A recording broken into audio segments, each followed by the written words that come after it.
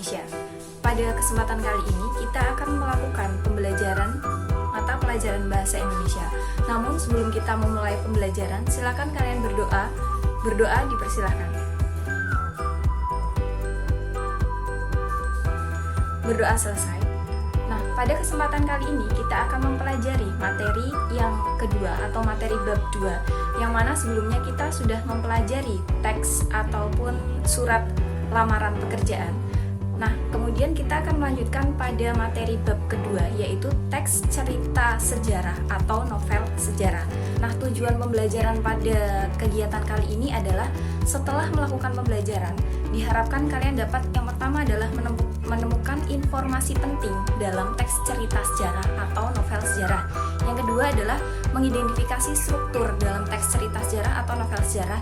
Dan yang ketiga adalah dapat membedakan perbedaan teks cerita sejarah ataupun novel sejarah. Nah, sebelum kita melanjutkan kepada apa sih itu teks cerita sejarah ataupun novel sejarah, saya ingin bertanya, tentunya kalian sudah pernah membaca novel sejarah ataupun cerita yang berkaitan dengan sejarah. Dalam pembelajaran bahasa Indonesia, sejarah juga dipelajari, namun dikaitkan atau dipelajari dalam bentuk teks, yaitu teks cerita sejarah atau novel sejarah. Akan saya tampilkan beberapa contoh novel sejarah ataupun teks cerita sejarah yang akan kita pelajari setelah ini. Ada beberapa contoh teks cerita sejarah ataupun teks novel sejarah yang sudah beredar ataupun sering kita jumpai. Di antaranya adalah novel Arus Balik dan Mangir karya Pramudia Anantatur, dan ada sebuah novel berjudul Ku Antar ke Gerbang karya Ramadan KH. Nah, dalam novel yang berjudul Ku Antar ke Gerbang ini diceritakan bahwa atau isi novelnya adalah cerita romantis antara Ibu Inggit dan Insinyur Soekarno atau Bapak Proklamator Indonesia. Imajinasi pengarang muncul saat ingin memberikan makna tentang peran Ibu Inggit dalam pembentukan seorang pribadi yang kelak akan menjadi presiden pertama di negeri ini. Ibu Inggitlah yang mengayomi, memelihara, dan mengantar Insinyur Soekarno ke dalam kedudukannya sebagai tokoh nasional. Peran ini bukanlah sebagai kawan politik, tetapi sebagai dua sosok yang saling memahami. Dalam novel ini diceritakan bagaimana Ibu Inggit menemani Insinyur Soekarno sehingga Insinyur Soekarno menjadi atau akhirnya menjadi Presiden Indonesia. Nah, mengapa novel tersebut termasuk dalam novel atau teks cerita sejarah? Karena novel itu meskipun dia termasuk jenis novel, tapi kisah yang diceritakan adalah kisah sejarah ataupun yang memang benar adanya, memang nyata terjadi, tetapi si penulis mengisahkannya dalam bentuk fiksi yang ditulis dalam bentuk novel. Nah, dalam novel cerita sejarah dibagi menjadi 3, yaitu rekon pribadi, rekon faktual, dan rekon imajinatif. Apa itu rekon pribadi? Rekon pribadi adalah novel yang memuat kejadian dan penulisnya terlibat langsung. Berarti ketika si penulis itu mengalami sebuah kejadian atau suatu alur cerita, dia menuangkan ceritanya dalam sebuah novel, dan si penulis itu merupakan tokoh utama dalam ceritanya. Itu adalah rekon pribadi. Yang kedua adalah rekon faktual atau informasional, yang mana pengertiannya adalah novel yang memuat kejadian faktual seperti eksperimen ilmiah, laporan polisi, dan lain-lain. Berarti si penulis dalam hal ini menempatkan dirinya bukan sebagai tokoh utama. Dia menceritakan kisah atau cerita sejarah itu, namun sumbernya adalah dari orang lain. Bisa dari catatan kepolisian ataupun cerita dari orang lain ataupun kisah sejarah dari orang lain. Yang ketiga adalah rekon imajinatif, yaitu novel yang memuat kisah faktual yang dihayalkan dan diceritakan secara lebih rinci. Berarti susunan ceritanya ataupun alur ceritanya sudah lebih rinci, tetapi disusun dalam bentuk fiksi atau imajinatif. Ceritanya akan dituliskan oleh si penulis melalui alur cerita yang runtut, namun kisah yang diceritakan adalah kisah sejarah. Berdasarkan penjelasan tersebut, berarti novel sejarah tergolong dalam rekon imajinatif atau jenis yang ketiga. Setelah beberapa penjelasan yang tadi, dapat kita simpulkan bahwa teks cerita sejarah atau novel sejarah adalah sebuah teks yang berisi mengenai cerita sejarah ataupun fakta, kisah pada masa lampau yang memiliki nilai atau unsur-unsur sejarah. Nah, selanjutnya kita akan mempelajari bagaimana cara mendata informasi dalam teks cerita sejarah.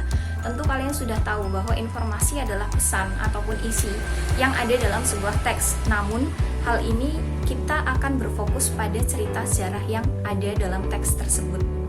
Lantas, bagaimana cara mendata informasi dalam teks cerita sejarah atau novel sejarah itu? Nah, hal pertama yang harus kalian lakukan adalah tentu yang pertama adalah kalian membaca teksnya terlebih dahulu secara rinci. Mengapa demikian? Karena tanpa membaca secara rinci, kalian tidak akan tahu apa saja runtutan ataupun alur cerita dalam teks cerita sejarah tersebut. Jadi yang pertama kalian akan membaca, kemudian kalian akan menentukan cerita sejarah ataupun unsur-unsur sejarah dalam teks cerita tersebut. Kita contohkan novel sejarah yang tadi dengan contoh Ku Antar Kau ke Gerbang. Nah, dalam novel tersebut dijelaskan mengenai cerita Ibu Inggit dan Insinyur Soekarno yang tadi ya.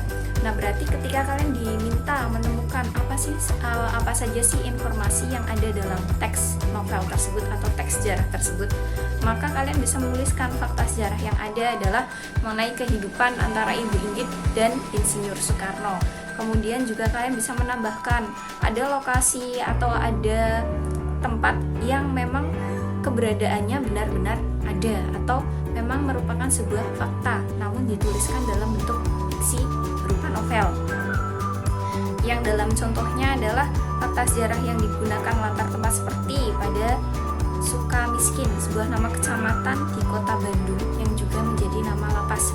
Kemudian dalam novel itu juga Insinyur Soekarno pernah pergi ke Surabaya. Ada juga perjalanan Insinyur Soekarno dari Bengkulu ke Padang. Kalian bisa mengetahui bahwa latar tempat yang digunakan dalam novel tersebut memang benar-benar ada. Setelah kalian menentukan informasi dalam teks cerita sejarah atau novel sejarah, langkah selanjutnya adalah kalian menentukan hal-hal menarik yang ada dalam teks cerita sejarah ataupun novel sejarah. Bagaimana cara menentukannya? Nah, cara menentukannya adalah kalian akan menyusun pertanyaan atau membuat list pertanyaan terlebih dahulu, yang mana pertanyaannya berupa pertama, kapan waktu cerita dalam kutipan novel sejarah itu dibuat atau kapan sih terjadinya cerita tersebut. Kemudian yang kedua adalah di manakah latar tempat dalam kutipan novel tersebut. Jadi tempatnya itu ada di mana. Yang ketiga adalah peristiwa apa saja yang dikisahkan dalam penggalan teks atau novel cerita sejarah tersebut. Berarti peristiwanya apa saja, alur ceritanya bagaimana. Yang keempat adalah siapa saja tokoh yang terlibat dalam penceritaan. Berarti tokohnya siapa saja disebutkan. Kalau misalnya contoh yang tadi tokohnya berarti Ibu Inggit dan Insinyur Soekarno. Kemudian yang terakhir adalah di bagian apa sajakah yang menandakan bahwa novel tersebut tergolong ke dalam novel sejarah. Berarti jawabannya adalah di cerita sejarahnya atau kisah sejarah yang dikisahkan dalam novel tersebut. Kemudian mengidentifikasi struktur cerita teks sejarah.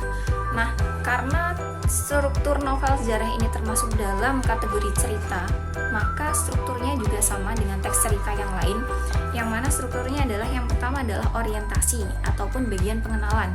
Pada tahapan ini, si penulis mengenalkan terlebih dahulu tokohnya, atau mungkin bisa dikenalkan juga tempatnya, latarnya, waktunya, dan lain sebagainya. Jadi pada tahapan ini, si penulis masih mengenalkan siapa saja yang ada di dalam cerita tersebut. Kemudian dilanjutkan dengan tahapan pengungkapan peristiwa. Pada tahapan ini disajikan peristiwa awal yang menimbulkan berbagai masalah, pertentangan, ataupun kesukaran-kesukaran bagi para tokohnya. Tetapi kesulitan ataupun kesukaran-kesukaran ini masih pada tahapan awal. Kemudian dilanjutkan dengan menuju konflik. Maksudnya menuju konflik ini adalah pengertiannya misalnya ada peningkatan emosi seperti gembira, sedih, khawatir, dan lain sebagainya. Jadi penulis mengirim pembaca kepada menuju konflik atau permasalahan yang ada di dalam cerita tersebut. Kemudian dilanjutkan dengan puncak konflik ataupun pada bagian ini sudah mencapai pada klimaks atau puncak cerita. Pada bagian cerita ini sudah dijelaskan apa sih masalah yang terjadi ataupun permasalahan ya. Tadi kita sebut konflik utamanya itu sudah mulai diceritakan oleh si penulis. Kemudian dilanjutkan dengan resolusi atau penyelesaian. Maksudnya penyelesaian adalah dalam tahapan ini si klimaks tadi ataupun puncak masalah yang tadi itu sudah mulai diselesaikan, sudah mulai ada penyelesaiannya, yang mana si penulis itu memberikan penyelesaian dalam masalah-masalah tersebut. Kemudian diakhiri dengan kode. Maksudnya kode di sini adalah si penulis memberikan komentar keseluruhan terhadap isi cerita. Jadi ceritanya itu isinya bagaimana, kemudian si penulis memberikan komentarnya ya tentang isi cerita. Nah, pada bagian ini disebut sebagai kode. Dan pembahasan terakhir adalah apa sih perbedaan teks sejarah dengan cerita sejarah. Silakan kalian perhatikan pada buku paket kalian masing-masing halaman 51. Ada beberapa perbedaan antara teks sejarah dengan novel sejarah. Yang pertama adalah dalam teks sejarah dituntut menunjuk kepada hal-hal yang memang pernah ada atau terjadi. Jadi merupakan fakta seutuhnya. Sedangkan dalam novel sejarah dapat saja menggambarkan sesuatu yang tidak pernah ada atau terjadi. Berarti bersumber pada rekaan ataupun fiksi. Jadi si penulis itu memang boleh mengarang cerita dalam novel sejarah tersebut. Jadi memang mungkin sejarah yang dituliskan oleh si penulis itu ada beberapa hal yang tidak pernah terjadi, jadi hanya berupa rekaan si penulis. Kemudian perbedaan yang kedua adalah sejarawan terikat pada keharusan, yaitu bagaimana sesuatu sebenarnya terjadi di masa lampau, artinya tidak dapat ditambahkan atau direka. Sedangkan dalam novel sejarah, si penulis novel sepenuhnya bebas untuk menciptakan dengan imajinasinya mengenai apa, kapan, siapa, dan di mana. Perbedaan yang ketiga adalah hubungan antara fakta satu dengan fakta yang lain perlu direkonstruksi. Sedangkan dalam novel sejarah, faktor perekayasaan pengarang mewujudkan cerita sebagai suatu kebetulan atau koherensi. Jadi, alur cerita dalam novel sejarah itu memang bisa dikarang ataupun bisa direka oleh si penulisnya. Perbedaan yang keempat adalah si sejarawan sangat terikat pada fakta mengenai apa, siapa, di mana, ataupun kapan. Sedangkan dalam novel tidak terikat pada fakta sejarah mengenai apa, siapa, kapan, dan di mana. Maksudnya semua itu bisa direka ataupun bisa berupa fiksi tanpa ada kaitannya dengan fakta sejarah tertentu. Tentu kita akan menemukan beberapa novel sejarah atau cerita sejarah yang ceritanya itu memang sebagian besar diambil dari cerita nyata, tetapi juga ada beberapa poin ataupun beberapa pokok bahasan dalam cerita tersebut yang ceritanya merupakan rekayasa ataupun kisah fiksi dari si pengarangnya. Kemudian perbedaan yang terakhir adalah pelaku-pelaku hubungan antara mereka, kondisi dan situasi hidup, dan masyarakat kesemuanya harus sesuai dengan kenyataan yang terjadi. Jadi memang benar-benar adanya ceritanya itu memang seperti itu, tidak boleh dikarang dalam teks sejarah. Sedangkan dalam novel sejarah, pelaku hubungan antara mereka, kondisi dan situasi hidup masyarakat semuanya adalah hasil imajinasi. Nah, ada beberapa perbedaan ataupun tadi yang sudah kita pelajari bersama, 5 perbedaan antara teks sejarah dan teks cerita sejarah atau novel sejarah. Berarti sekian pembelajaran kita pada pagi hari ini. Apa yang sudah kita pelajari bersama, silakan kalian tuliskan dalam buku catatan kalian masing-masing agar materi yang sudah kita pelajari tidak mudah kalian lupakan. Kemudian keberlanjutan dari materi ini akan saya share tugas atau penilaian di classroom kita atau classroom mata pelajaran bahasa Indonesia. Nanti soal-soal yang saya berikan akan berkaitan dengan materi yang tadi sudah kita pelajari. Terima kasih, sampai jumpa pada pembelajaran bahasa Indonesia dengan materi yang lain. Semoga kalian semua dalam keadaan sehat. Wassalamualaikum warahmatullahi wabarakatuh.